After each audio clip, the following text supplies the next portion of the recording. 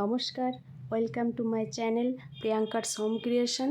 প্রিয়াঙ্কার হোম ক্রিয়েশনে সকলকে স্বাগত জানিয়ে শুরু করছি আমি আজকের রেসিপি। আজ আমি আপনাদের সঙ্গে শেয়ার করব ভিন্ন স্বাদের ইউনিক ও টেস্টি রেসিপি। রেসিপিটা ভালো লাগলে অবশ্যই একটা লাইক দিয়ে প্রিয়জনদের সাথে শেয়ার করবেন।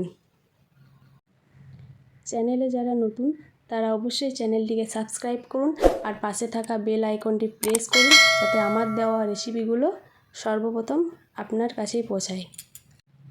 তাহলে চলুন রেসিপিটা শুরু করি। আমি 300 গ্রাম চারা পোনা নিয়েছি, এগুলোকে বেছে পরিষ্কার করে ধুয়ে নিয়েছি। এখন আমি এর মধ্যে স্বাদ মতো লবণ আর হলুদ দিয়ে ভালো করে মাখিয়ে নিচ্ছি। একটা কড়াই বসিয়ে দিয়েছি, কড়াইয়ের মধ্যে আমি হাফ কাপ পরিমাণ তেল দিয়ে দিচ্ছি, সর্ষের তেল। এখন এরপর আমি কড়াইয়ের মধ্যে মাছগুলোকে একটা একটা করে দিয়ে ভেজে নেব। আর মনে রাখতে হবে মাছগুলো ভাজার সময় যেন কড়াইটা খুব গরম হয়, না হলে কিন্তু মাছগুলো ভেঙে যাবে।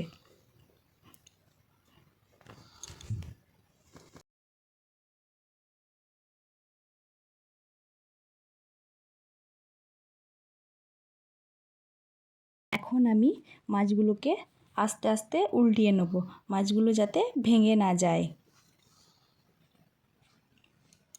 দেখুন এইভাবে উল্টাতে হবে, নাহলে কিন্তু মাছগুলো ভেঙে যাবে।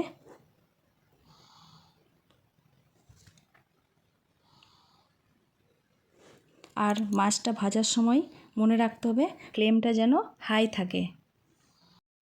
মাছগুলো আমার সব উল্টানো হয়ে গেছে। মাছগুলো ভাজা কমপ্লিট। এবার আমি মাছগুলো একটা প্লেটের মধ্যে তুলে নেব। ভাজা মাছগুলো প্লেটের মধ্যে তুলে নিচ্ছি।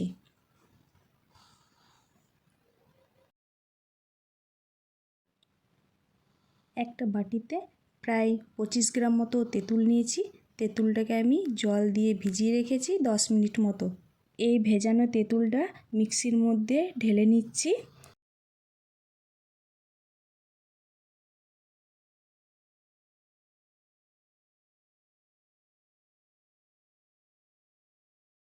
দুটো কাঁচা লঙ্কা আর একটা শুকনো লঙ্কা দিয়ে পেস্ট বানিয়ে নেব। এখন আমি ওভেনের মধ্যে একটা কড়াই চাপিয়ে দিলাম। কড়াইয়ের মধ্যে 1 চামচ পরিমাণ সর্ষের তেল দিলাম, দুটো শুকনো লঙ্কা, একটা তেজপাতা, কিছুটা পরিমাণ জিরে, কালো জিরে আর মেথি হাফ চামচের মতো। এগুলো এখন একটু খড়া খড়া করে নেব। এরপর আমি একটা ছাঁকনার সাহায্যে যে তেঁতুলের পেস্টটা বানিয়েছি সেই পেস্টটা এর মধ্যে দিয়ে দেবো।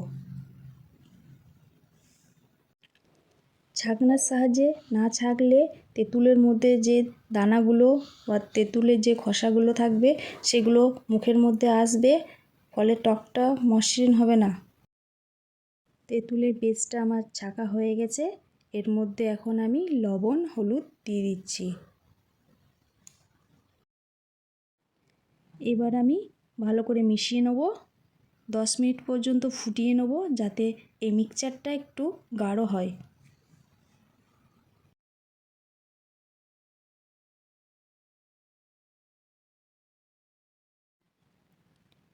মিক্সচারটা প্রায় আমার হয়ে এসেছে।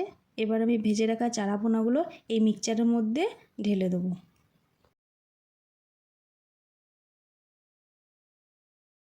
মাছগুলোকে মিক্সচারের মধ্যে ভালো করে মিশিয়ে নেব যাতে তেঁতুলের আচারের টেস্টটা প্রত্যেকটা মাছের মধ্যে পায়।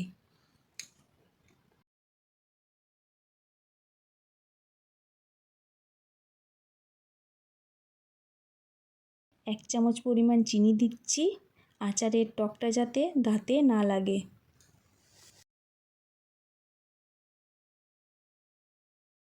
চিনিটাকে ভালো করে মিশিয়ে নিচ্ছি। আমি এই আচারটার জন্য একটা স্পেশাল মশলা তৈরি করেছি। এতে জিরে, ধনে, শুকনো লঙ্কা দেওয়া আছে। তো আমি এই মশলাটা এখন আচারের মধ্যে দিয়ে দিচ্ছি। মেথি আর সর্ষে শুকনো খোলায় ভেজে গুঁড়ো করে নিয়েছি। এই মশলা গুঁড়িটা এবার আমি এর মধ্যে দিয়ে দেবো।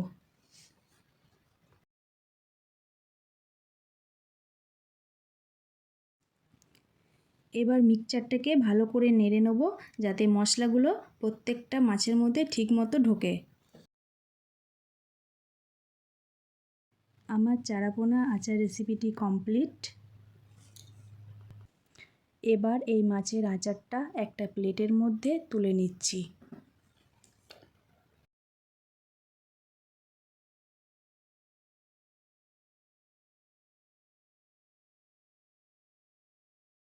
আমার রেসিপিটি কেমন লাগলো অবশ্যই কমেন্ট করে জানাবেন। আমার চ্যানেলটিকে সাপোর্ট করুন, লাইক করুন আর প্রিয়জনদের সঙ্গে বেশি বেশি করে শেয়ার করুন। সাথে থাকার জন্য ধন্যবাদ। দেখা হবে নেক্সট ভিডিওতে। সুস্থ থাকবেন, ভালো থাকবেন।